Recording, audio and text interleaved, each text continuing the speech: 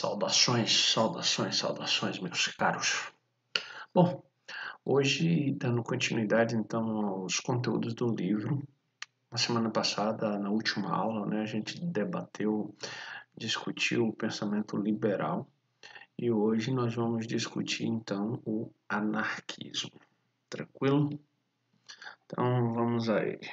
Bom, quando a gente pensa em anarquismo, é preciso que vocês entendam que ele é uma teoria política, uma corrente político-filosófica que está ali vinculada, de certa forma, à ideia de socialismo. Quando pensarem, então, no anarquismo, pensem em elementos que são comuns às teorias socialistas. Tranquilo? Mas o anarquismo, diferente do socialismo científico, que é o socialismo que nós conhecemos, que já estudamos em outros momentos, ele tem outras características que a gente vai esmiuçar aqui agora. Tranquilo? Então, vamos partir do primeiro ponto que eu selecionei. Como vimos até aqui, os liberais assumiram uma postura crítica em relação ao Estado. Bom, primeiro ponto. Sobre o pensamento liberal, nós estudamos na última aula que os liberais se posicionaram contra o Estado, no sentido de que o Estado não intervisse na economia. Ou seja, para os liberais, era necessário que o Estado fosse mínimo, tivesse responsabilidades como justiça, como garantia de segurança, garantia da propriedade privada, mas ele não intervisse na economia, já que os liberais defendem que o mercado se autorregule, o que seu maior teórico, o filósofo e economista Adam Smith, vai chamar da mão invisível do Estado. Ou seja, é a lei de oferta e de procura, como a gente viu na última aula, que deve organizar o mercado. Então, percebam, os liberais também questionam o Estado. Só que, para os liberais, o Estado precisa existir. E aqui a gente chega ao segundo ponto que eu separei. O Estado como poder para proteger a propriedade privada, promover a liberdade e garantir a igualdade de direito a todos. A existência do Estado se justificaria pela necessidade de proteção e manutenção da ordem social, evitando desavenças e agressões. Ou seja, quando a gente para refletir, o que o pensamento liberal deseja é que o Estado esteja ali como garantidor dos seus interesses, ou seja, proteção da propriedade privada, manutenção da ordem, de igualdade jurídica, que dá a possibilidade de que todos estejam, segundo a lei, aptos a comercializar, a trocar coisas, a vender coisas, a comprar coisas. E qual outro ponto que eu selecionei? A ideia de igualdade de direitos, ou seja, todos teriam direito às mesmas coisas, todos seriam vistos pela lei como iguais. Na prática, a gente sabe que não funciona bem assim, mas aqui a gente está no âmbito das teorias. Bom, já para os anarquistas, uma sociedade ideal seria aquela em que as pessoas pudessem se autogovernar sem a necessidade de instituições políticas. E aqui os anarquistas já começam a se separar do modelo socialista científico proposto pelo Karl Marx, que a gente vai estudar no próximo capítulo. Como assim, Theo? Por que aqui ele começa a se afastar? Porque os anarquistas, eles são anti-autoridades. Eles não reconhecem autoridades. Eles não desejam serem governados por ninguém. As teorias anarquistas propõem que os seres humanos tomem consciência enquanto indivíduos e que entendam que fazem parte de uma coletividade, que fazem parte de uma comunidade e se comportem de tal forma e vivam de tal forma que as suas ações não prejudiquem os outros indivíduos, para que essa sociedade funcione em harmonia.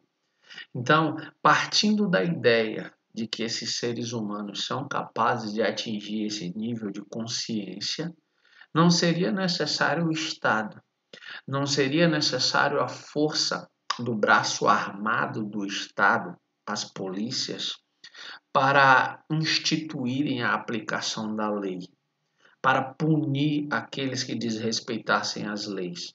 Porque, para os anarquistas, essas pessoas teriam consciência de suas responsabilidades dentro da sociedade da qual fazem parte. E você deve estar se perguntando, sim, mas onde é que ele se separa do socialismo?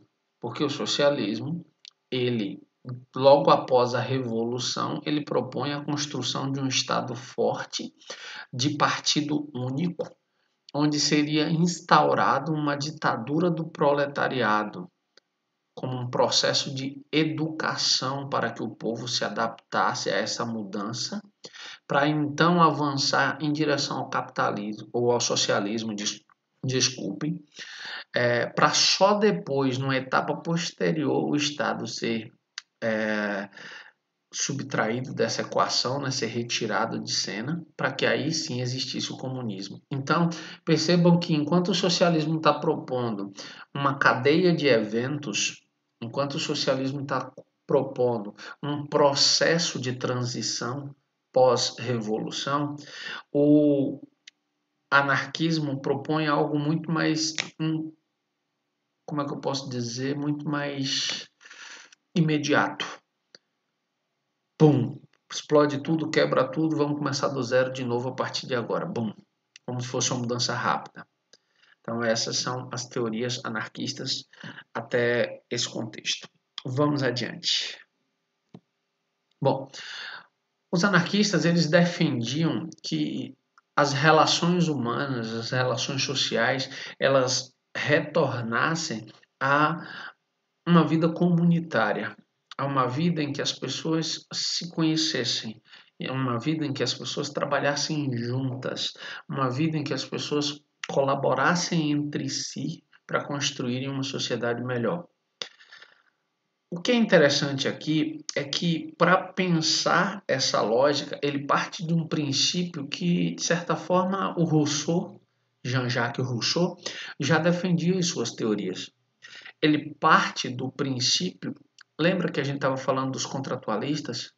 E Rousseau diz que os seres humanos são naturalmente bons e que a sociedade os corrompe.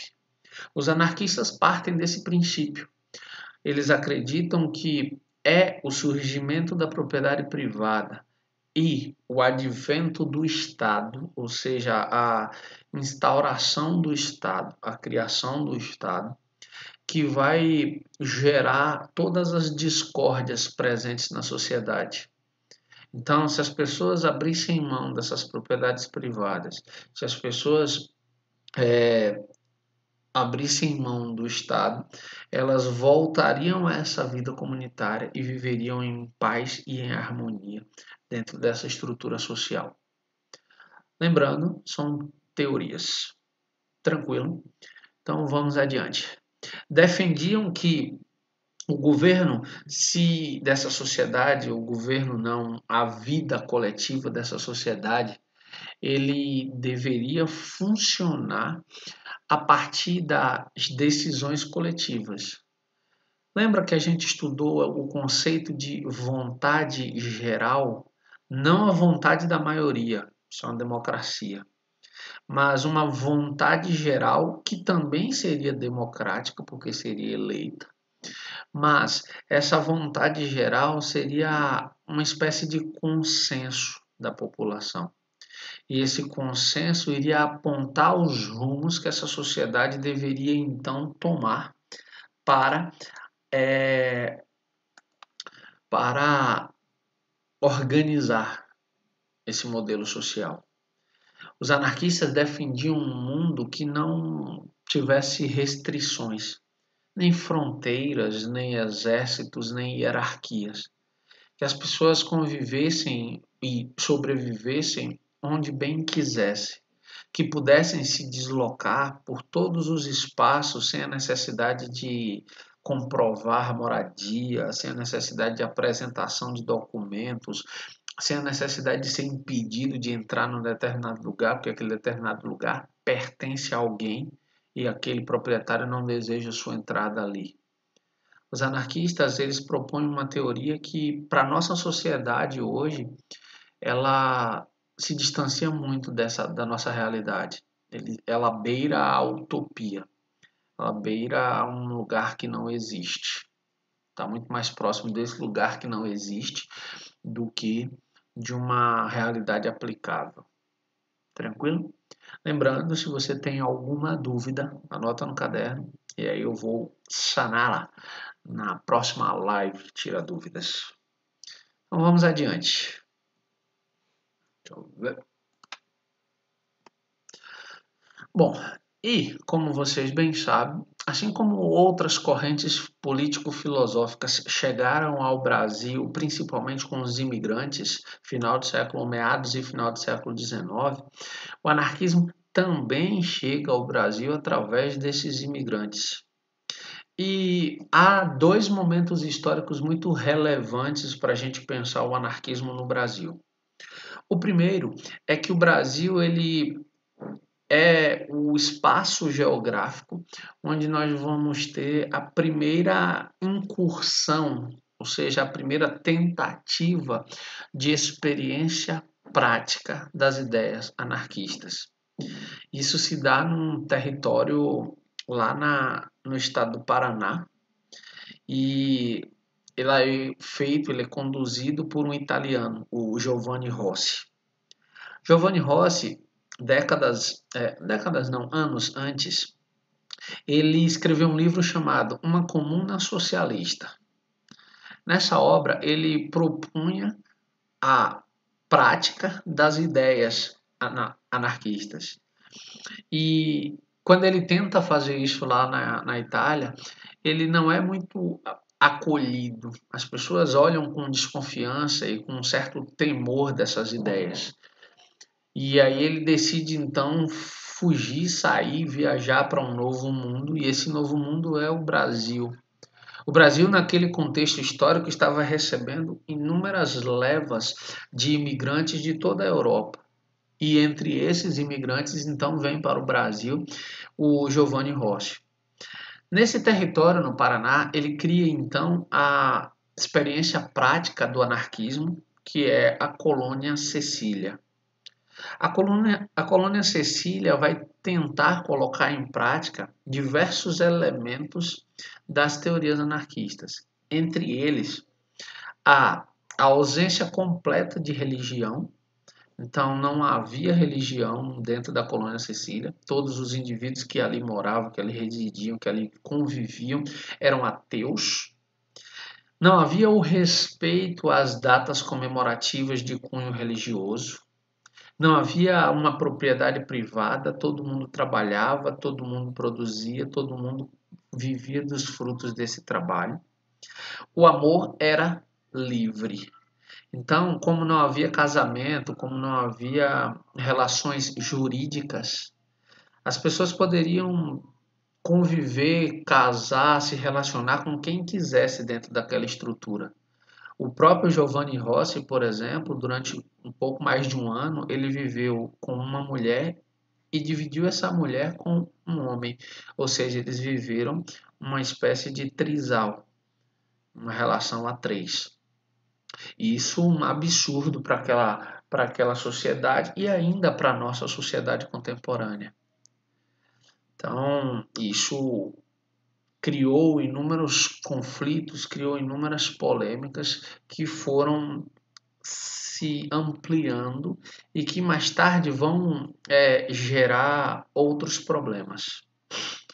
Bom, quando a gente pensa no termo anarquia, é natural que a gente pense em desordem, a gente pense em caos, porque historicamente o termo foi sendo deturpado na história para, óbvio, servir a alguns interesses. E aqui não cabe questionar ou positivamente ou negativamente esses interesses, cabe apenas colocar as ideias.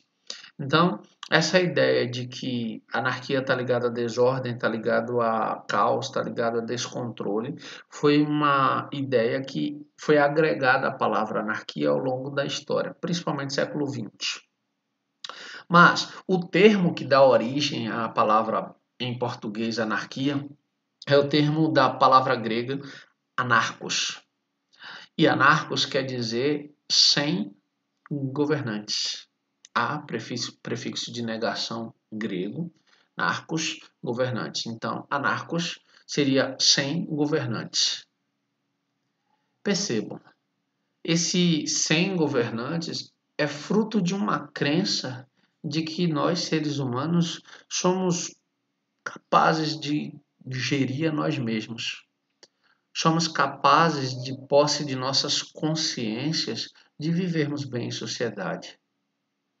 Mas quando a gente olha para a sociedade da qual a gente faz parte, agora no cenário atual, quando a gente olha a Amazônia queimando, quando a gente olha o Pantanal criminosamente queimando, a serviço de interesses de pequenos grupos que destroem o meio ambiente, que destroem ecossistemas inteiros em benefício de lucro, em benefício de enriquecimento.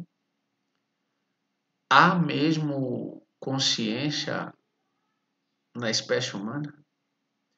Há mesmo essa capacidade de se autogovernar sem a necessidade de leis e de poderes maiores que estabeleçam limites? São questões. São questões para serem pensadas, para serem refletidas. Bom, a Colônia Sicília terminou.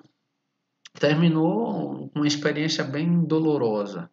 Terminou porque faltou material para continuar existindo, a pobreza material era muito grande, beirava a miséria, porque infelizmente a gente tende a se acomodar diante de algumas situações. Alguns trabalhavam, outros não trabalhavam, mas queriam usufruir dos mesmos benefícios. Quem trabalhava via quem não estava trabalhando e também decidia não trabalhar, não se esforçar sozinho. E a colônia foi definhando, definhando. E de fora ela era atacada principalmente por uma comunidade vizinha de poloneses fortemente católicos que não aceitavam a ideia de amor livre e que confrontavam essa colônia Sicília em função de seus próprios valores. E a colônia Sicília, então, finalizou, acabou essa experiência. É válido ressaltar uma experiência que a gente não encontra nos livros. Eu tive a oportunidade de descobrir numa conversa com um ex-participante de um projeto parecido com esse. Na década de 90, início da década de 90 do século passado, houve uma experiência parecida com a colônia Sicília aqui próximo, na Chapada Diamantina.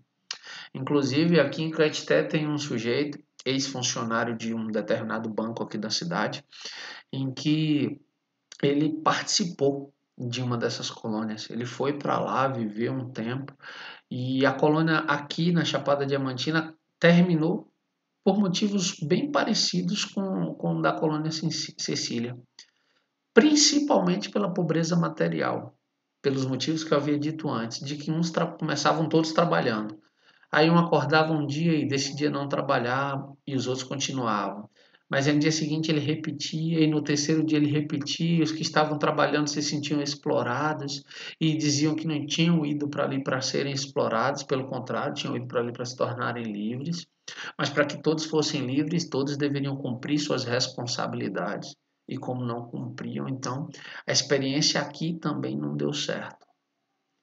Acabou a experiência ali na Chapada Diamantina. Por fim, eu penso que o anarquista busca cultura em todos os campos. Isso é o que a teoria diz.